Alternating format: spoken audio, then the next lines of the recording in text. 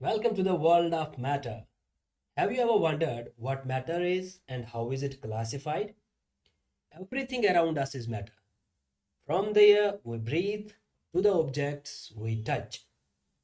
We will explore this fascinating world of matter in this video tutorial. We'll also come to know about its fundamental properties and the different categories. So, we'll be beginning our discussion by giving a brief idea about the matter. And next, we will discuss the criteria and the properties of the matter on the basis of which it is being classified. And finally, we will wrap up our discussion by giving a brief idea about the classification of matter. इसके अलावा हम जानेंगे कि matter की जो अलग अलग categories है, जैसे मिक्सचर किसे कहते हैं, प्योर मैटर किसे कहते हैं, होमोजीनियस मिक्सचर क्या होता है, हेटेरोजीनियस मिक्सचर क्या होता है, and all other categories of the matter. Hi everyone, this is Sabzar and you are watching this video tutorial on my YouTube channel which is Gen X Study. तो चलो basic सी बात से start करते हैं. Matter is anything that has mass and occupies space. कोई भी चीज़ जो जगह लेता हो और उसके अंदर मास हो तो उसको आप मैटर बोलते हो. This matter is always formed of atoms. ये आज तक जितना भी साइंटिस्ट ने मैटर को एक्सप्लोर किया हुआ है इस यूनिवर्स में, तो वो सारा का सारा देखा गया है कि वो एटम से ही बना है. It is made up of atoms which are building blocks of matter. Matter can exist in three states as solid, liquid, and gas. What is more fascinating about these three states that these three states of matter are interconvertible. ये change हो जाएंगे by changing the conditions of temperature and pressure. जैसे आप देख सकते हो कि अगर आपने हीट एनर्जी सप्लाई कर दी एंड आप जो है टेम्परेचर बढ़ा रहे हो तो सॉलिड जो है वो लिक्विड बन सकता है. And if you are further increasing the supply of heat energy which eventually will increase the temperature, तो लिक्विड जो है वो गैस बन जाएगा. And on reversing the same conditions आप क्या करोगे, गैस को लिक्विड बनाओगे और लिक्विड को सॉलिड बनाओगे. ठीक है, यही आपने इस पिक्चर में भी देखा है कि यहाँ पे ये सॉलिड है तो टेम्परेचर कम था, यहाँ पे गैस है तो टेम्परेचर बहुत ज़्यादा है. यानी कि यहाँ से आप चले गए तो टेम्परेचर बढ़ाते गए by supplying the heat energy. यहाँ पे भी वही किया by supplying the heat energy. और रिवर्स में क्या किया, टेम्परेचर कम किया by taking out the heat energy from the system. इसको थर्मोडायनेमिक्स में अच्छे से और समझोगे कि सिस्टम वगैरह से हीट एनर्जी कैसे निकाली जाती है, क्या मतलब होता है. तो ये सब चीज़ को आप बोलते हो inter conversion of states of matter, from solid to liquid, liquid to gas, gas to liquid, liquid to solid. अच्छा, एक और चीज़ यहाँ पे ध्यान में रखिए कि जो सॉलिड है, sometimes certain type of solids are there कि they get directly converted into gaseous form by bypassing the intervening phase of liquid state, है ना. वह and such a condition is called as sublimation. उसको आप क्या बोलते हो, सब्लिमेशन बोलते हो बच्चों. याद रखना कि अगर कोई सॉलिड जो है मैटर वो डायरेक्टली कन्वर्ट होता है गैशियस फॉर्म में और लिक्विड फॉर्म को देखता भी नहीं है, ऐसे कन्वर्जन को आप सब्लिमेशन बोलते हो. आई होप कि आप लोगों को बातें अभी तक समझ में आ गई होंगी. अच्छा, जो हमने डेफिनेशन पढ़ी, क्या मैटर की डेफिनेशन क्या है अकॉर्डिंग, हम ये जो जिन है, भूत प्रेत जिसे बोलते हैं लोग, क्या वो भी मैटर की कैटेगरी में आते हैं? इसका ज़रा अपना ओपिनियन मुझे कमेंट बॉक्स में लिख के भेजना. चलिए तो आगे बढ़ते हैं बच्चों. मैटर को क्लासिफाई उसकी दो टाइप्स ऑफ प्रॉपर्टीज़ के बिना पे किया जाता है, physical properties and chemical properties. ठीक है, ये दो चीज़ें हैं जिनके बिना पे मैटर को क्लासिफाई किया जाता है. क्लासिफिकेशन की कैटेगरीज को हम आगे देखेंगे. पहले पता करते हैं कि what are these physical and chemical properties. उसको समझने के लिए यहाँ पे डायग्राम पे आ जाइए. देखिए, यहाँ पे हम देख सकते हैं कि ये जो है ये सॉलिड वाटर है और ये लिक्विड वाटर है. अब सॉलिड वाटर का जो कंपोजिशन दिया गया है वो, उसके साथ में एक रेड बॉल है बीच में, और उस रेड बॉल के साथ में दो छोटी वाइट बॉल्स जो है जुड़ी हुई है. तो ये सॉलिड फॉर्म ऑफ वाटर है.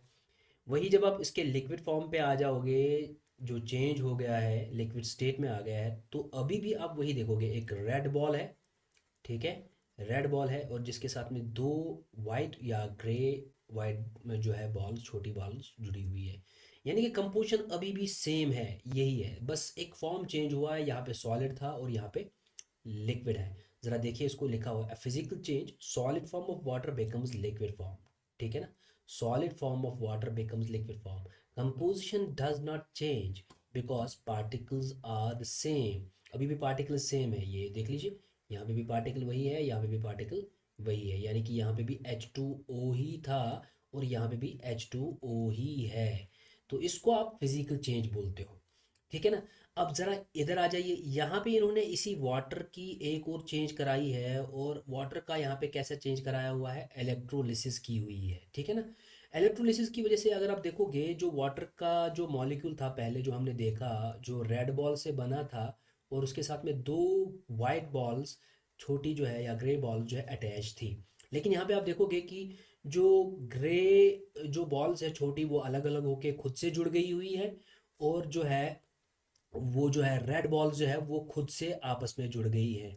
यानी कि पहले H2O था ऐसे, अब क्या हो गया है, अब H2 और O2 हो गया है।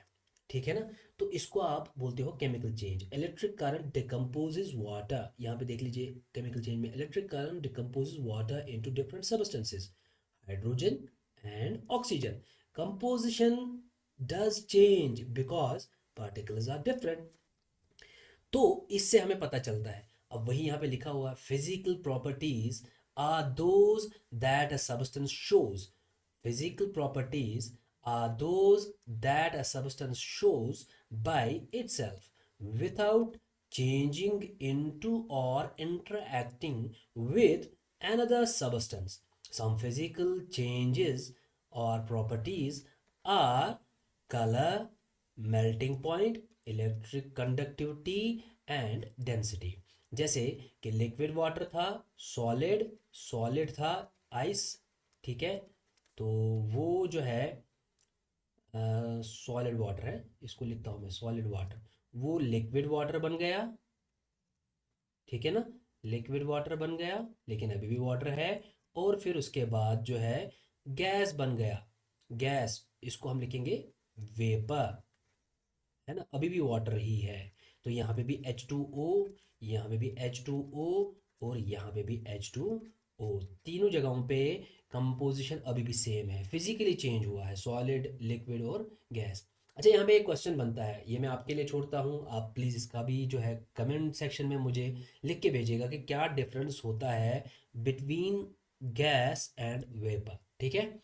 चलिए, तो आगे बढ़ते हैं। अब देखिए, केमिकल चेंज पे जो हमने अभी डिस्कस किया वही आके देखते हैं। Chemical properties are those that a substance shows as it or interact with another substance or substances. जब कोई सब्सटेंस चेंज हो जाए या फिर किसी के साथ में रिएक्ट करने की वजह से चेंज हो जाए, तो उसकी केमिकल कंपोजिशन में चेंज आ जाए। Some of the chemical properties are flammability, corrosiveness, reactivity with acids, bases, salts and other chemicals। ठीक है।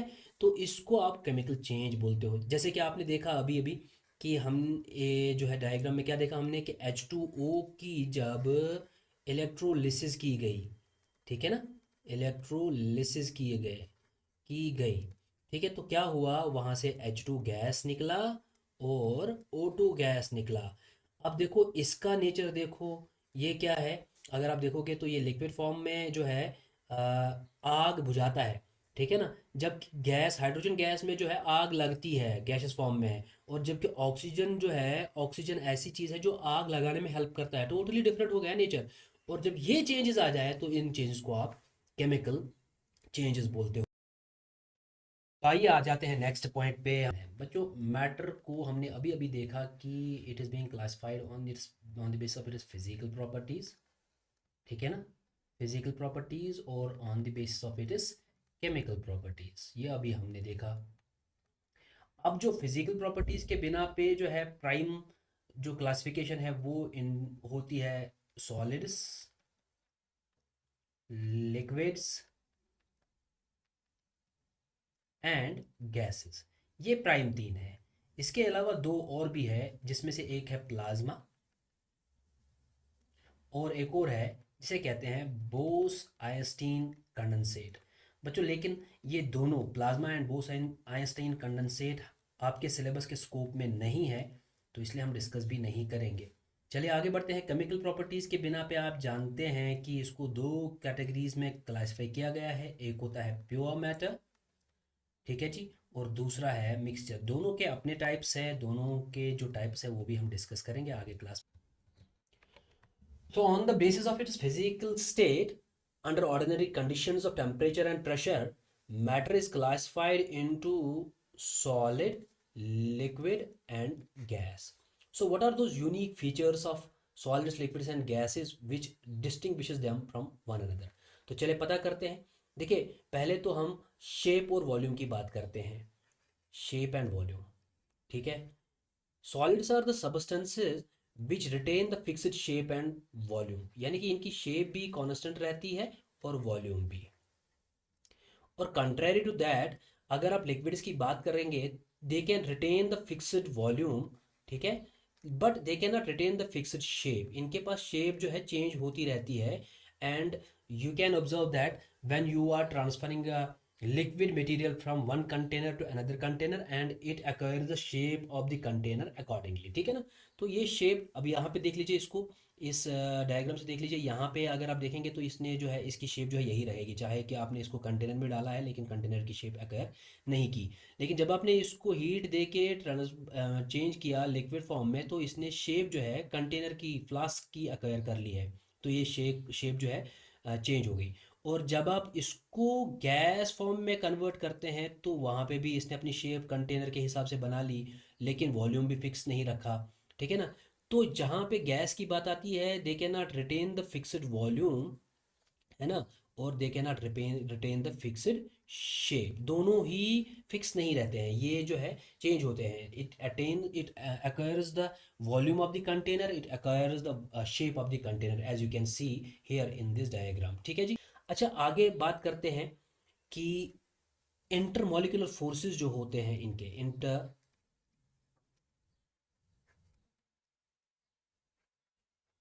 Molecular forces. अब देखिए जो सॉलिड्स है इनमें स्ट्रॉन्गर इंटरमॉलिक्यूलर फोर्सेस होते हैं that holds there particles quite tightly together, है ना, वेरी स्ट्रॉन्ग, है ना, स्ट्रॉन्गेस्ट होता है इनमें इंटरमॉलिक्यूलर फोर्स ऑफ अट्रैक्शन, बहुत ज़्यादा होता है। लिक्विड्स में ग्रेटर देन गैस होता है लेकिन वीकर देन सॉलिड्स होता है, ठीक है जी। तो स्ट्रॉन्ग बट थोड़ा सा कम, और यहाँ पे वीकेस्ट होता है, ठीक है ना, वीकेस्ट होता है इंटरमॉलिक्यूलर फोर्स ऑफ अट्रैक्शन। तो जो है इंटरमॉलिक्यूलर फोर्स ऑफ अट्रैक्शन यहाँ पे बहुत ही ज़्यादा कम होता है। तीसरा पॉइंट देखते हैं, डेंसिटी। अभी आपने देखा कि सॉलिड्स में स्ट्रॉन्गेस्ट फोर्स ऑफ अट्रैक्शन होता है, लिक्विड्स में उससे कम होता है, और गैसेस में बहुत ही कम होता है, ठीक है ना। अब इसकी वजह से डेंसिटी में फ़र्क आएगा। क्यों? अब यहाँ डायग्राम में देख लीजिए, क्योंकि सॉलिड्स में बहुत ज़्यादा फोर्स ऑफ अट्रैक्शन है तो पार्टिकल्स जो है वो बहुत ज़्यादा क्लोजली पैक्ड है। यहाँ पे पढ़ भी लीजिए, solids the particles are close together and organized, और जिसकी वजह से ये एक ऑर्गेनाइज्ड प्रॉपर फैशन में अरेंज किए गए हैं। In comparison to this liquid particles close together but disorganized, ये है तो बहुत ज़्यादा पास पास, लेकिन इतने भी पास पास नहीं है कि ये एक दूसरे को ऑर्गेनाइज कर सके, क्योंकि फोर्स ऑफ अट्रैक्शन जब दूर दूर हो जाएंगे तो फोर्स ऑफ अट्रैक्शन डिक्रीज होता है और अरेंजमेंट भी डिक्रीज हो जाती है। तो डेंसिटी यहाँ पे जो है बहुत ज़्यादा है, ठीक है ना, यहाँ पे डेंसिटी उससे कम है, ठीक है। तो यहाँ पे डेंसिटी जो है बहुत कम है, बहुत ही ज़्यादा कम है। ये पार्टिकल्स जो है गैसेस आप देख सकते हो यहाँ पे, और गैसेस भी देख लीजिए पार्टिकल्स कितने दूर दूर है। तो यहाँ पे डेंसिटी उतनी ज़्यादा है नहीं, particles are far apart and disorganized, इनमें एक प्रॉपर ऑर्गेनाइजेशन उतनी ज़्यादा नहीं है, अरेंजमेंट। चलिए नेक्स्ट पॉइंट पे बढ़ते हैं, वो है हमारा कंप्रेसिबिलिटी। अब देखिए सीधी सी बात है, क्योंकि अगर डेंसिटी ज़्यादा है तो कंप्रेसिबिलिटी के लिए जगह कहाँ बचेगी, है ना, इनकम्प्रेसिबल, इनकम्प्रेसिबल सॉलिड जो है वो कंप्रेस नहीं होते हैं। Liquids least compressible, least compressible होते हैं कुछ लिक्विड्स, लेकिन सारे नहीं, बहुत ही कम, when when you exert pressure. And highly compressible gases के बीच में जो है बहुत ज़्यादा जगह है पार्टिकल्स के बीच में, इंटर पार्टिकुलर स्पेस, तो ये कंप्रेसिबल, हाईली कंप्रेसिबल कहलाते हैं। अच्छा, नेक्स्ट पॉइंट पर आ जाइए, रिजिडिटी। अब सीधी सी बात है भाई, जब आप already strong force of attraction show करते हो तो हाईली रिजिड, है ना। They don't allow deformation of their form with ease, okay, highly rigid. और ये जो है फ्लूइड्स होते हैं, क्योंकि फोर्स ऑफ अट्रैक्शन वीक है तो फ्लूइडिटी शो करते हैं, फ्लो करते हैं। ये तो हाईली फ्लूइड है ना, बहुत ही ज़्यादा फ्लूइडिटी शो करते हैं, क्योंकि बहुत ज़्यादा force, weak force of attraction जो होता है इनके बीच में कम होता है, बहुत कम मतलब बहुत ही कम बहुत ही कम फोर्स ऑफ, बहुत ही वीक फोर्स ऑफ अट्रैक्शन होता है इनके बीच में, जिसकी वजह से ये जो है रिजिडिटी शो करते ही नहीं है। So we can say that these are the differences that make solids, liquids and gases unique from one another, and these properties are very much important in understanding the behavior and properties of the matter. I hope कि अभी तक आपको बातें समझ में आ गई होंगी। चलिए आते हैं नेक्स्ट पॉइंट पे, जिसमें हम ये जानेंगे कि on the basis of chemical nature of the matter, कि ये जो है दो कैटेगरीज में क्लासिफाई किया गया है। एक को हम बोलते हैं प्योर मैटर और दूसरे को हम बोलते हैं मिक्सचर, ठीक है ना। तो प्योर मैटर क्या है? प्योर मैटर के जो कॉन्स्टिट्यूएंट कंपोनेंट्स है, they can not be separated by any physical means. मिसाल के तौर पर आप इसको डिस्टिलेशन, क्रोमेटोग्राफी, सेंट्रीफ्यूगेशन, सेडिमेंटेशन वगैरह से नहीं जो है क्या बोलते उसको सेपरेट कर सकते हैं, इसके कंपोनेंट्स को नहीं कर सकते। जबकि मिक्सचर में can be separated by physical means, जैसे सीविंग हुआ, फिल्ट्रेशन हुआ, एवापोरेशन हुआ, इन सब चीज़ों से आप क्रोमेटोग्राफी से आप इसको, इसके कॉन्स्टिट्यूएंट कंपोनेंट्स को सेपरेट कर सकते हैं। ये प्राइम डिफरेंस है प्योर मैटर और मिक्सचर के बीच में। चलिए आते हैं प्योर मैटर पे। तो प्योर मैटर क्या है? Pure matter in chemistry refers to that substance that has uniform and definite composition. It is composed of single type of atoms or molecules throughout and exhibit specific physical and chemical properties that distinguish it from the other substances. ठीक है ना। Suppose करें कि ये हमारे पास एक matter है, अगर इसकी कंपोजिशन यहाँ पे A particles, A type of particle से बनी है, तो बाकी सारा पोर्शन भी इसी ए टाइप ऑफ पार्टिकल से बना होना चाहिए, तब जाके ये प्योर मैटर कहलाएगा। ठीक है जी। और जिसकी वजह से इसमें एक ही टाइप ऑफ केमिकल प्रॉपर्टीज़ होंगी, फिजिकल प्रॉपर्टीज़ होंगी। चलिए, तो प्योर मैटर जो है वो आप जानते हैं कि वो भी दो कैटेगरीज में डिस्टिंग्विश किया गया है। पहला जो है उसको हम एलिमेंट बोलते हैं, और दूसरा जो है कंपाउंड है। तो चलिए पहले एलिमेंट पे आते हैं। एलिमेंट जो है ये वो सबस्टेंस है, वो ये मैटर, प्योर मैटर है that contains only one kind of atoms. इसमें एक ही टाइप के एटम्स होते हैं। An element is a basic substance that is made up of only one type of atoms which cannot be broken down into simpler substances even by the chemical means। अगर आप chemical reaction से भी चाहो कि आप hydrogen को तोड़ के केमिकल रिएक्शन करके कुछ और बनाओगे, तो वो पॉसिबल नहीं है। ठीक है ना, वो एक ही टाइप, एक ही है, तो दूसरा क्या बनाओ निकालोगे उससे, वो एक ही है। फॉर एग्जाम्पल, इसकी एग्जाम्पल्स में आप हाइड्रोजन देख लो, कार्बन देख लो, गोल्ड देख लो, आयरन देख लो। अच्छा, यहाँ पे देख लो, एक बात समझ लो कि हाइड्रोजन जब आप नेचर में जाओगे लाने के लिए, तो वो आपको H2 फॉर्म में मिलेगा, N2 फॉर्म में नाइट्रोजन मिलेगा, Cl2 फॉर्म में क्लोरीन मिलेगा। इनको डायटोमिक मॉलिक्यूल्स बोलते हैं, डाई एटॉमिक मॉलिक्यूल्स बोलते हैं, क्योंकि ये वो मॉलिक्यूल्स है जो एक ही टाइप ऑफ एटम से बने हैं, लेकिन दो दो एटम्स आपस में जुड़े हैं। क्यों भाई? क्योंकि hydrogen as it is nascent जो है, स्टेबल नहीं है, इसलिए कम्बिनेशन करके H2 नेचर में बैठा पड़ा है लेकिन प्योर। अब कंपाउंड क्या है? कंपाउंड जो है वो एक ऐसा प्योर मैटर है जिसमें दो या दो से ज़्यादा डिफरेंट टाइप्स ऑफ एटम्स जो है आपस में केमिकली कंबाइंड है एक फिक्स्ड रेशो में। ठीक है ना। और उसके बाद जो केमिकल हमारे पास आता है उसे आप कंपाउंड बोलते हो। मैं पढ़ लेता हूँ। A compound on the other hand is a substance made up of two or more different elements that are chemically combined in fixed ratio with respect to their masses. It can be broken into simpler substances by chemical means. For example, water, carbon dioxide, sodium chloride. ठीक है। अब इसमें water की बात ले लीजिए, ये point हम वाटर से समझ लेंगे। अब देखिए, वाटर में जो H है उसका मास कितना है? 1 है। ठीक है। तो दो का कितना हो गया? 2 हो गया। ऑक्सीजन का कितना है? ऑक्सीजन का 16 है। तो रेशो एक दूसरे के कंपैरिजन में क्या हो गया? 2 1 जार 2, 2 8 जार 16, तो 1:8। आपको जब भी वाटर लाना हो तो वाटर का जो मास रेशो कंपोनेंट्स का होगा एक दूसरे के कंपैरिजन में, वो हमेशा 1:8 होगा, फिक्स्ड होगा। एक और एग्जांपल ले लीजिए, कार्बन डाइऑक्साइड की एग्जांपल ले लीजिए। कंपाउंड को समझने के लिए। कार्बन का मास 12, ऑक्सीजन एक का मास 16, तो दो का 32, है ना। तो सिंप्लीफाई कीजिए, 4 3 जार, ठीक है ना, और 4 8 जार। तो ये हमेशा आपको कार्बन डाइऑक्साइड का जो मास रेशो होगा इसके कॉन्स्टिट्यूएंट कंपोनेंट्स का एक दूसरे के कंपैरिजन में, वो हमेशा 3:8 होगा। इस तरह से हमने डिफाइन कर लिया कि कंपाउंड क्या होता है, एलिमेंट क्या होता है, प्योर मैटर क्या होता है, और मैटर के दो जो मेन टाइप्स हैं, मिक्सचर और प्योर। अगले पॉइंट में हम,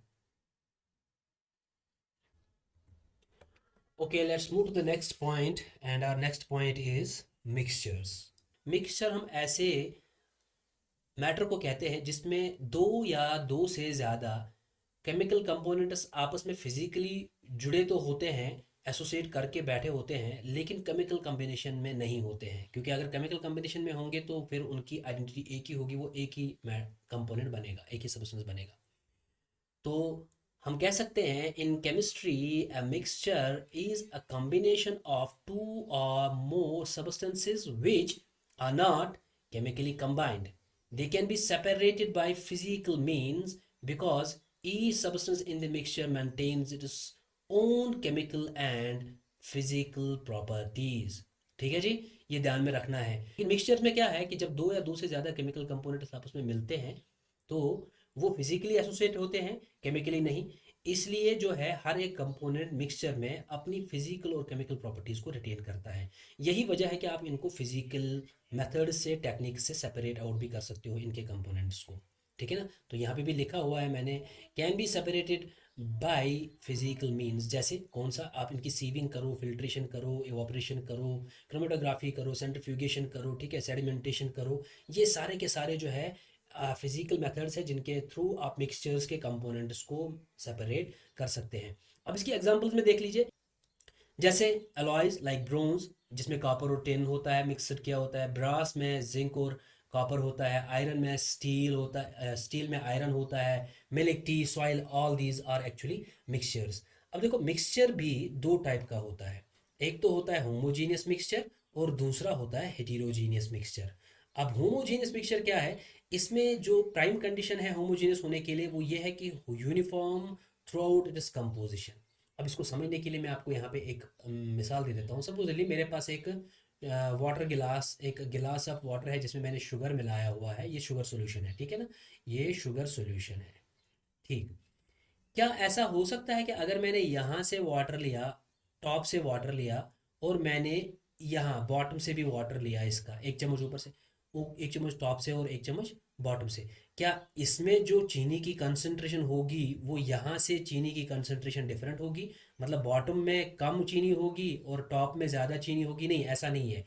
एक्चुअली क्या, जितना चीनी का कंसंट्रेशन टॉप में होगा उतना ही चीनी का कंसंट्रेशन बॉटम में होगा। क्यों? क्योंकि इसमें जो डिस्ट्रीब्यूशन ऑफ कंपोनेंट्स है जो फिजिकली एसोसिएटेड है विद ईच अदर, वो यूनिफॉर्म है, जितना ऊपर है उतना ही नीचे है। इस तरह से समझ लीजिए, अगर ऊपर में हर शुगर मॉलिक्यूल के साथ में, वन शुगर मॉलिक्यूल के साथ में तीन वाटर मॉलिक्यूल्स जुड़े हुए हैं, ठीक है ना, तो 1:3 रेशो में अगर टॉप में है तो 1:3 रेशो में ये बॉटम में भी होगा। इसे बोलते हैं होमोजीनियस मिक्सचर। चलिए पढ़ते हैं। Homogeneous mixture has uniform composition throughout, ठीक है, that is the individual components are evenly distributed with no separating boundary in between, having single phase. अब देखिए सारा का सारा शुगर सॉल्यूशन जो है वो लिक्विड फेज में है, सिंगल फेज में है, कोई दूसरा सेपरेटिंग बाउंड्री नहीं है between sugar molecules and water molecules. आप पहचान नहीं सकते कि कहाँ पे शुगर मॉलिक्यूल है और क्या, ठीक है, उनके बीच में बाउंड्री नहीं है।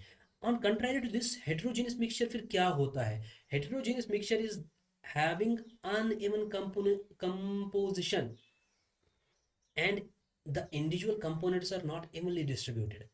यही मान के चलिए, सपोजली मेरे पास, मैंने शुगर और चीनी मिला दी एक जार में, मिसाल के तौर पर। ये ज़रूरी नहीं है कि जो मैंने ऊपर यहाँ से एक स्पून ले लिया और जो मैं यहाँ से बॉटम से एक स्पून और ले लेता हूँ, ये ज़रूरी नहीं है कि इसमें अगर मैंने 10 शुगर मॉलिक्यूल्स के रेशो में 25 सॉल्ट मॉलिक्यूल्स होंगे, तो ये ज़रूरी नहीं है कि इसमें भी यही रेशो हो। यहाँ पॉसिबली 50 ये हो सकते हैं शुगर मॉलिक्यूल्स, और जो है 25 ही जो है, या 35 जो है आपका सॉल्ट मॉलिक्यूल्स हो सकते हैं, ठीक है ना, यानी कि यहाँ पे इवन डिस्ट्रीब्यूशन नहीं है। The mixed components are showing prominent separating boundary between them. अगर आप गौर से देखेंगे इस मिक्सचर को तो आपको पता चल जाएगा कि हाँ भाई ये शुगर का दाना है और ये सॉल्ट का दाना है।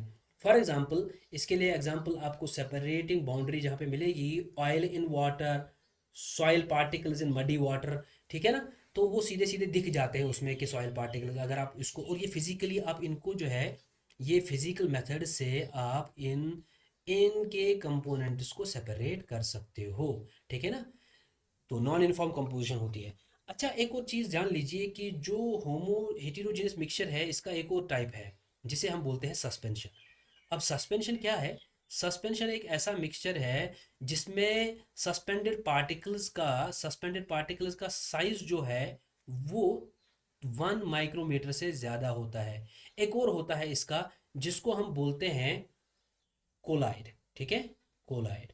तो कोलाइड का साइज जो है वो रेंज करता है अप टू 500 नैनोमीटर, यानी कि यहाँ पे साइज छोटा होता है और सस्पेंशन में साइज पार्टिकल्स का बड़ा होता है। सो डियर स्टूडेंट्स, ये था हमारा आज का क्लास जिसमें हमने डिस्कस किया कि मैटर क्या होता है और कैसे इसको क्लासिफाई किया जाता है। I hope that you have enjoyed this video tutorial, and I hope that it has sparked your curiosity to learn even more about this amazing topic. Thank you for watching, and don't forget to take care of yourself because you're worth of it. I'll catch you in the next video tutorial. Till then, bye bye.